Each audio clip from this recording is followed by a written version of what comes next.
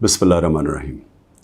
इय्याका नअबुदु व इय्याका नस्तईन। मेरे पाकिस्तानियों, बड़ी तेज़ी से इस्लामाबाद में अदालत में मेरा तोशाखाना का केस चल रहा है। हमायूं दिलावर साहब प्रेज़ाइड कर रहे हैं उसमें,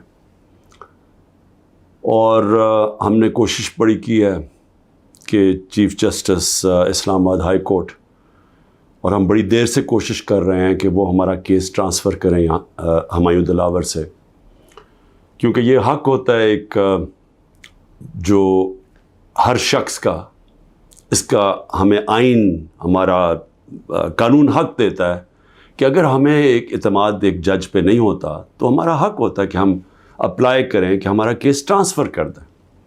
और ये हमने तब से किया था, ये मैंने कल भी बात की, मैं फिर भी आपको बता दूं कि जब मुझे गैर आइनी और कानूनी तौर पे उठाया गया इस्लामाबाद हाई कोर्ट से और मुझे पुलिस लाइंस में रखा गया, तो उधर एकदम पता चला कि हमायूं दिलावर साहब ने अदालत गाली और मुझे तलब कर लिया तोशाखाना केस पे। ना मेरा वकील, ना मुझे पता है किसी चीज़ का, और उस केस में फिर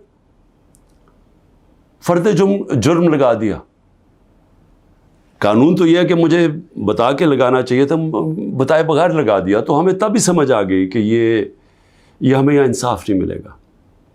तो उसके अगले दिन हमने तब से अप्लाई किया इस्लामाबाद हाई कोर्ट में ट्रांसफ़र का। अब मैं बात कर रहा हूँ 12 मई को। ये तकरीबन अब समझ लें कि 3 महीने गुजरने लगे हैं।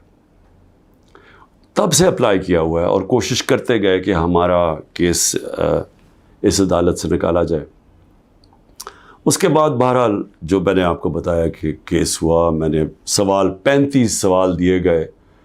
मुहर्रम की 3 छुट्टियां थी, बड़ी मुश्किलों से हमने वो अकाउंटेंट को ढूंढा। असल में ये सारे सवाल टैक्स के बनते हैं। ये जो इस अदालत में सवाल हैं, ये हैं सारे टैक्स के, क्योंकि कहा जी आपने ये डिक्लेयर नहीं किया, आपने ये बेचा, ये डिक्लेयर नहीं किया। तो मैंने वो सारे 35 के 35 सवालों का जवाब दिया, और हर एक का जवाब मैं खड़े होकर अदालत में एक एक का जवाब दिया।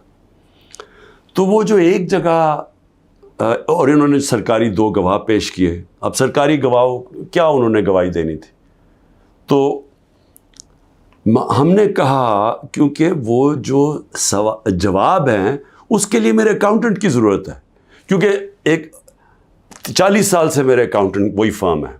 मेरे पास जो पैसे आते हैं, जो मेरे खर्चे होते हैं, वो मैं उनको बता देता हूँ। वो फिर टैक्स फॉर्म्स भर देते हैं, वही इलेक्शन कमीशन की फॉर्म्स भरते हैं, वही वेल्थ टैक्स जो होता है वो भरते हैं। तो उनके पास सारा रिकॉर्ड होता है। तो अब मैं तो नहीं जवाब दे सकता कई चीज़ों के। तो मैंने गवाह के अंदर अपने अकाउंटेंट को कहा कि वो बैठे, और वो जो ख़ास तौर पे एक जगह पे बात फंसी हुई है कि जी पैसे तो आप शो कर रहे हैं, लेकिन पैसे के ऊपर आपने ये नहीं लिखा कि तोशाखाना का पैसा था।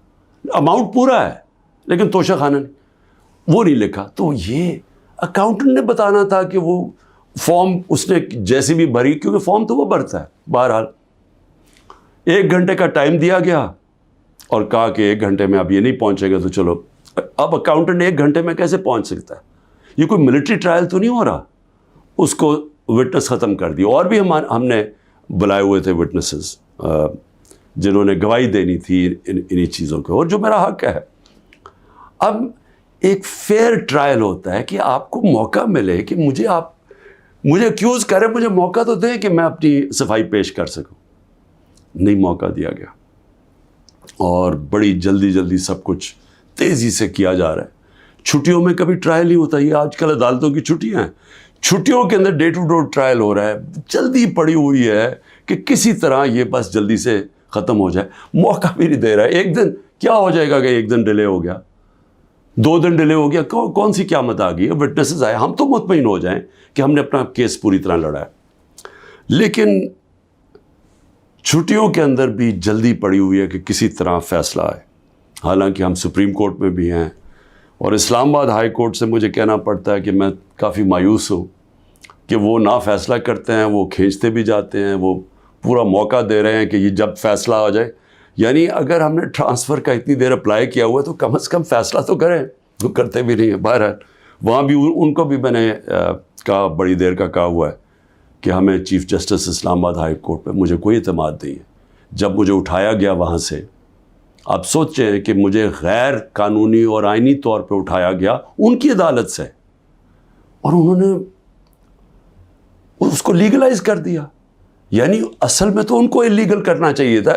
سپریم کورٹ کو تو جانے کی نوبت نہیں ہونی چاہیے تھی. ان کی عدالت میں بیٹھا ہوں، شیشے توڑ کے، ڈنڈے مار کے، وکیلوں کو مار کے، وہ بیچارہ رجسٹری اسٹاف ان کو ڈنڈے مار کے، اور مجھے گھسیٹ کے لے گئے وہاں سے ان کی عدالت سے. اور چیف جسٹس نے کچھ بھی نہیں کیا، بلکہ اس کو جائز قرار دے دیا گیا. اس کے بعد جو اس سے پہلے ٹرین کیس تھا، 3 ممبر بینچ بیٹھا، دو ججز نے واضح طور پہ کہہ دیا کہ مینٹینیبل ہے کیس. چیف جسٹس صاحب فیصلہ نہیں کر رہے، وہ بھی لٹکایا ہوا ہے وہاں. اور ہمیں اعظم سواتی کو بہت اعتراضات تھے. انہوں نے لیٹر لکھا کہ مجھے اعتماد نہیں ہے آپ کے اوپر. تو نہ وہ اپنے آپ کو ریکیوز کرتے ہیں، نہ ادھر نیچے سے ریکیوز کر رہے ہیں. اور پھر ہمیں بڑا ایک سیریس چیز ہے یہ جو فیس بک پہ دیکھیں. فیس بک 90 دن تک فیس بک کا ریکارڈ ان کے پاس پڑا ہوتا ہے. اگر ایف آئی اے یا جج صاحب ایک صرف آپ کو ای میل کر دیا فیس بک کو کہ یہ کیس ہو رہا ہے، آپ مہربانی کر کے بتا دیں کہ 90 دن تک ان کی جو بھی فیس بک میں پوسٹ تھی وہ کون سی تھی. کیونکہ 90 دن تک جو لوگوں نے دیکھا ہے اور پوسٹ بھی کیا ہے کہ اس کے جو ہمایوں دلاور کی پوسٹ تھی اس پہ انہوں نے جو ان کا میرے متعلق پوسٹ کی ہوئی ہیں، وہ تو اگر کوئی بھی دیکھ لے تو مجھے تو ان سے انصاف نہیں مل سکتا. لیکن وہ ایف آئی اے کے پاس گئے اور ایف آئی اے نے جناب کہا جی وہ کیونکہ ڈیلیٹ ہو گئی ہیں، وہ ایف آئی اے نے کلین چٹ دے دی. میچ فکس ہوا ہے. ابھی بھی اگر آپ کسی کو انصاف کی فکر ہے چیف جسٹس اسلام آباد ہائی کورٹ کی یا ایف آئی اے کو، تو بڑا سیدھا ہے کہ ایک ای میل کریں اور فیس بک کو کہیں کہ ہمیں 90 دن کا دے. اس میں پتہ چل جائے گا کہ کیا دلاور صاحب مجھے انصاف دے سکتے ہیں یا نہیں دے سکتے. میں اس کے بعد دوسری بھی بات کرنا چاہتا ہوں، کیونکہ یہ تو اب دیکھتے ہیں، یہ بڑی تیز سپیڈ سے چل رہا ہے. اب دیکھتے ہیں آگے کیا ہوتا ہے. لیکن ابھی تک تو کوئی امید نہیں نظر آ رہی کہ جو فیئر ٹرائل ہوتی ہے وہ مجھے ملے گی، جو میرا رائٹ ہے. دوسری چیز یہ جو انہوں نے 2 بلز اسمبلی میں لے کے آئے بڑی تیزی سے، پتہ نہیں انہوں نے کتنے بل پاس کر دیے 1 گھنٹے کے اندر. کوئی 15 نئی لیجسلیشن لے آئے. وہ گورنمنٹ جو جا رہی ہے 15 لیجسلیشن، 8-10 لوگ بیٹھے ہوئے تھے اسمبلی میں. جمہوریت کا مذاق اڑ رہا ہے. نہ وہ بل پڑھے گئے ہیں نہ کچھ ہے، جلدی سے، اور سارا بل کے پیچھے بدنیتی ہے. اور یہ جو 2 بلز انہوں نے انٹروڈیوس کیے ہیں، سیکریسی ایکٹ اور prevention of extreme violence act, یعنی یہ جو 2 بل ہیں یہ تو ایک قوم کو غلام بنا رہے ہیں. یہ تو اسٹالن کی USSR کے اندر اس طرح کے تو قانون بنتے تھے، یا نازی جرمنی میں بنتے تھے. لیکن یہ کسی آزاد معاشرے میں تو کوئی تصور بھی نہیں کر سکتا کہ انٹیلیجنس ایجنسی فیصلہ کریں گی، کسی گھر میں بھی گھس جائیں گی اور فیصلہ کریں گی کہ یہ گھر کے اندر کوئی دہشت گرد ہے. اور وارنٹ ایک جو ہوتا ہے گھر میں گھسنے سے پہلے آپ کو سرچ وارنٹ لینا پڑتا ہے. اس کے بغیر آپ گھس جائیں گے گھروں میں، کسی کے گھر میں بھی گھس جائیں گے اور کچھ بھی کریں گے، اور کسی کو ان کو روکنا نہیں چاہیے. تو یہ تو ایک ملک میں بالکل ہی غلاموں کو کنٹرول کرنے کے لیے ہو رہا ہے. پھر سیکریسی ہے، ایک اور ایکٹ لے آئے ہیں کہ آپ کسی بھی اگر کوئی انٹیلیجنس ایجنسیز کا کوئی آدمی ہے، اس کا آپ نام بھی نہیں لے سکتے. اگر آپ نے نام لے لیا تو وہ آپ کوئی اسٹیٹ سے غداری کر دیں گے، سیڈیشن ہے وہ. تو یہ تو اس طرف جا رہا ہے کہ جنرل مشرف کے مارشل لاء میں بھی اس طرح کی حالات نہیں تھے. یہ تو بالکل ایک وہ معاشرہ، اور مجھے لگ رہا ہے کہ تیاری کر رہے ہیں کہ انہوں نے تو الیکشن کا کوئی نیت ہی نہیں نظر آ رہی. تو اگر الیکشن نہیں کروانے ہیں تو اس کے بعد تو پھر لوگوں کو کنٹرول ہی کرنا پڑے گا. تو انہی حربوں سے کنٹرول کرنا پڑے گا. اور مجھے جو خوف آ رہا ہے، میں آخر میں صرف یہ بات کرنا چاہتا ہوں کہ اس وقت جو پختونخوا ہے اس کی ہمیں فکر کرنی چاہیے، کیونکہ ان کی کوئی اپنی الیکٹڈ گورنمنٹ نہیں ہے اس وقت. ان لوگوں کو اوپر مسلط کر دیا ہے جن کی کوئی قانونی حیثیت نہیں ہے، اور وہ جو وہاں کر رہے ہیں، جس طرح کی کرپشن ہو رہی ہے اور جس طرح کا وہاں وہ صوبہ آہستہ آہستہ وہاں دہشت گردی بڑھتی جا رہی ہے، لا قانونیت بڑھتی جا رہی ہے، تو وہ تو لوگوں کو پہلے نوجوان وہاں سارے قبائلی علاقے کا جو جس طرح کی تباہی مچی تھی، جس طرح کی قتل و غارت ہوئی ہے قبائلی علاقے میں، ڈرون اٹیک سے، ملٹری آپریشنز، اوپر سے طالبان ایک طرف، وہ دوسری طرف فوج، تو وہ جو لوگوں سے ہوا، جس طرح کی تباہی مچی وہاں، تو وہ تو اسی سے ابھی نکل رہے ہیں. تو اگر یہ اسی طرف چلا گیا پھر سے، تو مجھے تو سمجھ نہیں آ رہی کہ کیا جو اس وقت فیصلے کر رہے ہیں اس ملک کے، کیا ان کو اندازہ ہے کہ نیچے گراؤنڈ کے اوپر کس طرح کا غصہ اٹھ رہا ہے؟ کیا اندازہ ہے کہ جب وہ پولیس لائنز کے اندر جب 100 پولیس والے شہید ہوئے تھے، پتہ ہے نیچے سے کیا آوازیں آ رہی تھیں؟ اور اب جو بجوڑ میں ہوا، اس کے اوپر سارے پختونخوا کے اندر کس طرح کا غصہ گیا ہے؟ کیا کسی کو اندازہ ہے کہ یہ کس طرف جا سکتا ہے؟